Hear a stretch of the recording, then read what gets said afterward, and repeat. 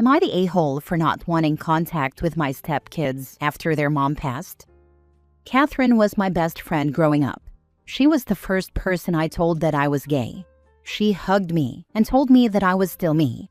We were there for each other through everything for the last 40 years. My HIV scare in college, her children's births, my divorce, her divorce, and innumerable small and large life events. We got married to each other because we deeply loved each other and because she needed health insurance. Her grown children, whom I have known literally since birth, didn't approve. We tried talking to them, but they wouldn't listen. We eventually agreed that it would be best if I distanced myself from the kids. Catherine would travel to see them or arrange it so they could visit her while I took vacations with friends. Catherine went through her savings in the last years of her life, and I supported her completely. I didn't once ask where the money I gave her went. I paid for her trips to see her kids because she needed that. I paid for gifts she sent her kids and grandkids. It's just money, and I have more than I will spend in this lifetime. Catherine passed in October. All she left her children were sentimental items, pictures, old souvenirs, that sort of thing. She had no money. Her kids were disappointed but seemed to understand. Then just after Thanksgiving, they contacted me to ask how they were going to get their gifts. Last year, I rented a ski chalet in Montana for the family. I also paid for 2 days of cat skiing. I did not spend that holiday with them, but it was the last time I saw all her children and grandchildren together. I told them that their mother hadn't left them anything for Christmas this year. They were upset because they thought they were getting another trip to memorialize her, I guess. I told them that I was going away for the holidays by myself to spend time with my friends, and that's what I did. We spent 2 weeks in Morocco, and I mourned my friend. I didn't look at my phone the entire time we were there. I still take pictures with my Nikon SLR, so I didn't even use my phone for that. I finally turned on my phone on our way to the airport, and it was full of notifications and messages from her kids, most quite impolite. I messaged each kid, told them I didn't want to hear from them again, and then I blocked them. It felt like cutting off a limb. I love those kids, but they spent the last 5 years treating me like nothing, and now they want my money? I'm just done. Their father contacted me and said I was being petty and vindictive. He said that the least I could do was give them whatever my wife left me. I laughed.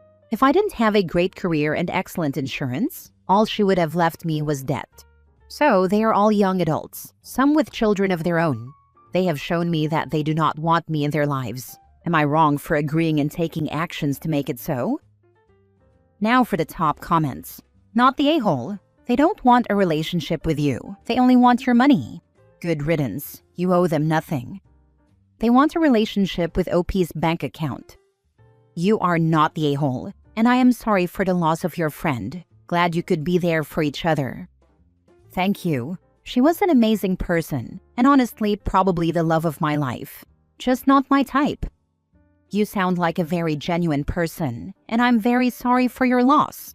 The story makes me want to hug everyone I'm close to. Those kids don't deserve you with how they treated you. Not the a-hole. No reason to lose sleep over people who treated you like crap and want to use you for your money. They're grown adults, not angsty teenagers. They are young adults. I don't know why our relationships went wrong. Do they know she didn't have money? No, it wasn't their business. While it may not directly be, there may also be a bunch of missing information that allowed them to fill in the gaps with their own assumptions. How you want to proceed, out of what love you had for them or your own peace, dictates how you move forward. Look, y'all, I paid for everything. Vacations, presents, hospital bills, for the entirety of our marriage. She gave you what she had, because that is all she had. Please do not contact me again, as there is no more blood from this stone. Yeah, they seem to be under the illusion their mom had money and left it to OP. I'd be clear with them that OP funded their holidays for years as Catherine couldn't afford them, and there was no money to be inherited. Make it clear the well is dry, and hopefully they'll give up. Next story. Am I the a-hole for not treating my stepdaughter like my daughter because I'm not her dad? I got married to my wife back in February. We both have one teen daughter each from our previous relationships, and we have 50-50 custody of both of them. We have them during the same week, so one week we have 2 teens, and the next is just the 2 of us, which is nice. We have had a couple of issues so far with parenting our kids. Multiple times now, when I try to parent my stepdaughter, my wife comes in screaming that I'm not her dad, so I don't get to punish her. The last time this happened was a few weeks ago. She just got her license a few months ago, and one night she snuck out with my car while we were all sleeping and crashed into a railing. The front bumper was falling off, and the entire passenger's side was scratched and dented. I'm not from the US, but it stayed 5 days in the shop and cost the equivalent of over $2,500. I was freaking pissed. Again, her mom defended her, saying I'm not her dad.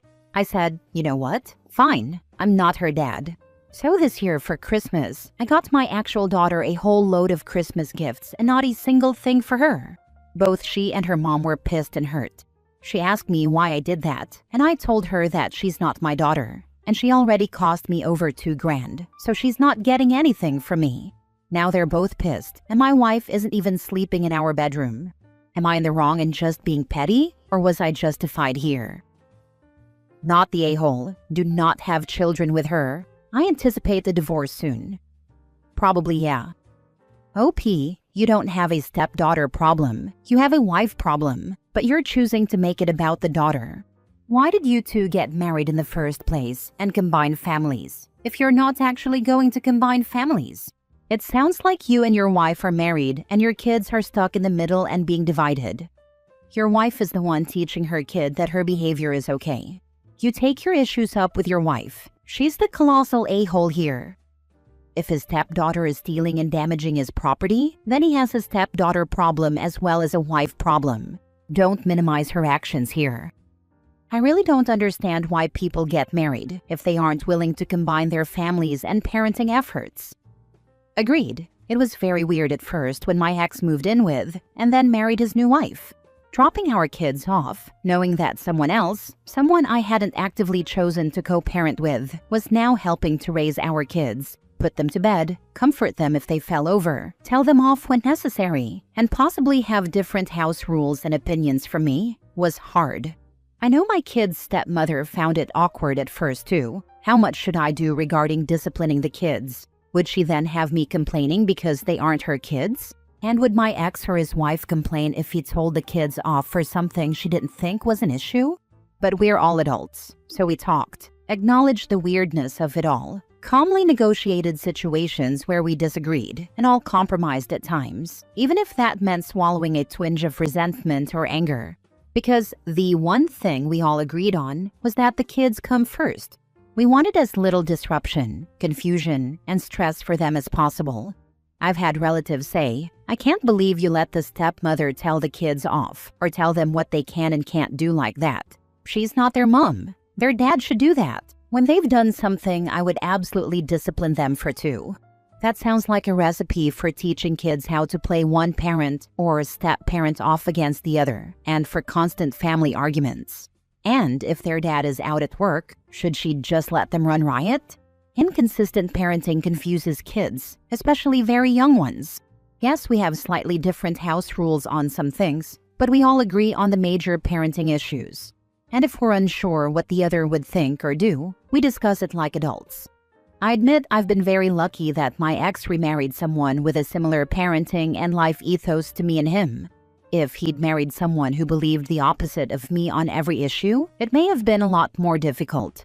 Also, none of us are perfect or saintly. Me and their stepmother have had a few frosty but polite conversations over the years, and she's argued with my ex over a few parenting issues. But we all try our best not to do any of that in front of the kids. Next story.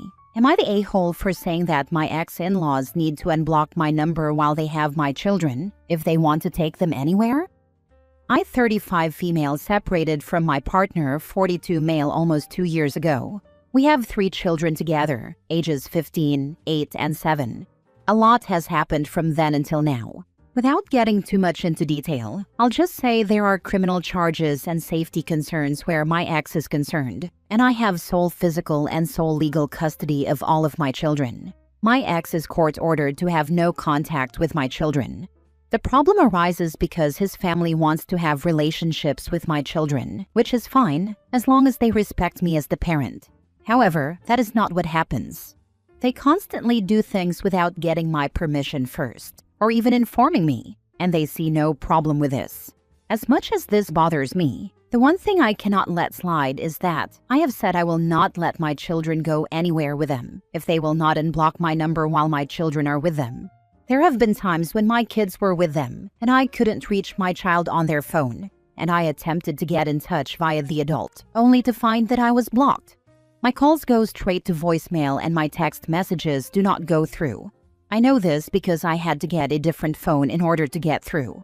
I feel this is unacceptable and inappropriate. I need to be able to communicate with whatever adult my children are with while they are in their care. Am I the a-hole for setting this boundary? While my older child has a phone, my younger ones do not. Also, I don't feel it's appropriate for children to have to be messengers between grown adults. It's not their burden to bear. Stop letting them have your children, period. You are not nearly going far enough. I was court-ordered to allow them visitation. I tried to bar them from having contact, but the judge wasn't having it. They are still ordering me to go to mediation, even though he cannot have contact. It makes no sense, but they tell me I have to follow court orders. Visitation doesn't necessarily mean they get to take your children out of your sight. If they want to visit your children, they can come and see them at McDonald's. You can even sit at a different table, but the point is that you're there and supervising, and the grandparents can't take your children anywhere without you knowing about it. If the grandparents try sneaking their son in to meet the kids, you can witness it and call the police for violation of the court order. What does your older child say about this? Do they want to see their grandparents? Do they tell you where the grandparents are taking them? Do the grandparents tell the teen to turn off their phone? I have sole physical and sole legal, but the judge had court ordered that I allow visitation. I fought for supervised visitation, but the judge said that if there were any issues, then we'd go to supervised visitation. It's very frustrating because I do not have money for an attorney, as I am financially supporting all my kids myself. He's court-ordered to pay child support, but doesn't pay.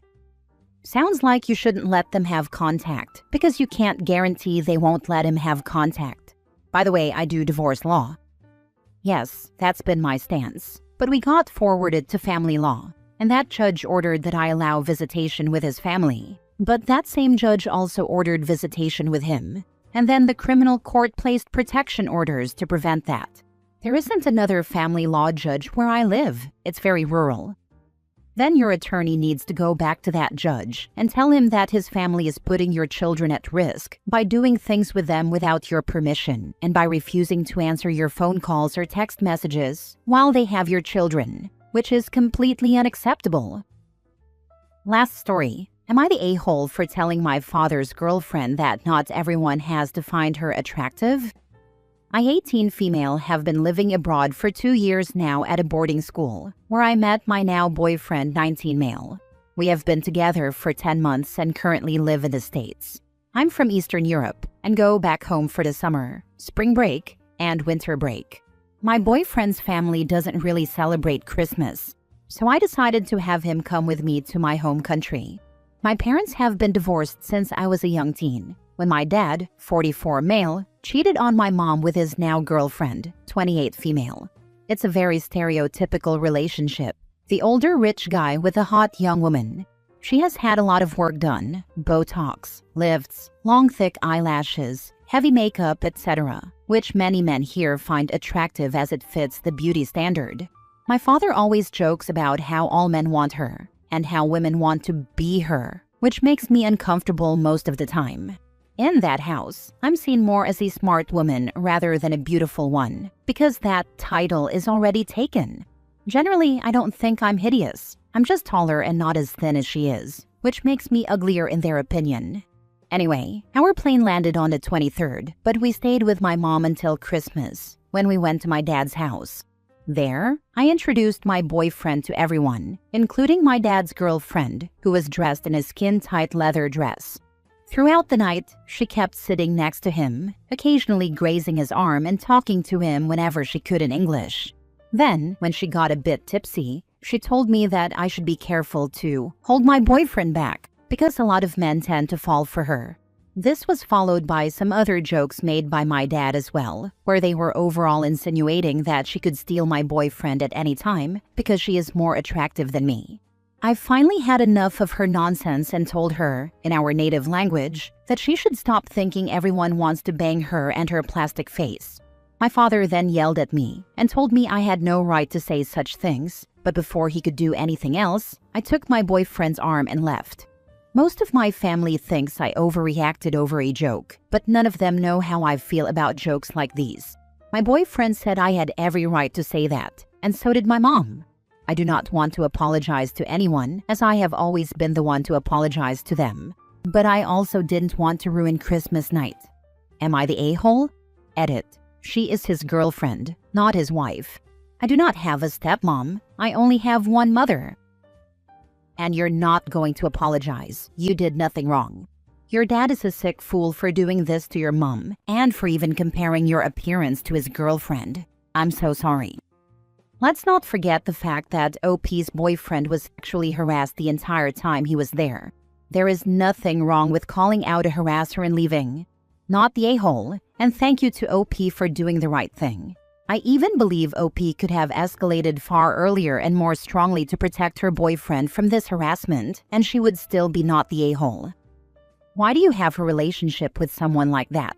Him being your dad doesn't negate the fact that he's a creep, and that apparently both him and his girlfriend are pervs focused on nothing but sex appeal. Not the a-hole. Go no contact and live a good life. I studied a lot to go to a boarding school, which is pretty expensive, and want to go to a good college too, which will probably be expensive as well. Honestly, I could use the money. I barely see him anyway. Are you also going to go to college in the US? It might be good for you to have an ocean and a continent between you, your dad, and his plastic girlfriend. If he's wealthy, he probably controls the finances. But if you study hard, you'll make your own way in this superficial world. Good job telling the girlfriend off. She sounds horrible. That's what I want to do. I'm okay with enduring all of this for my education. It would only be bad for me if I cut ties.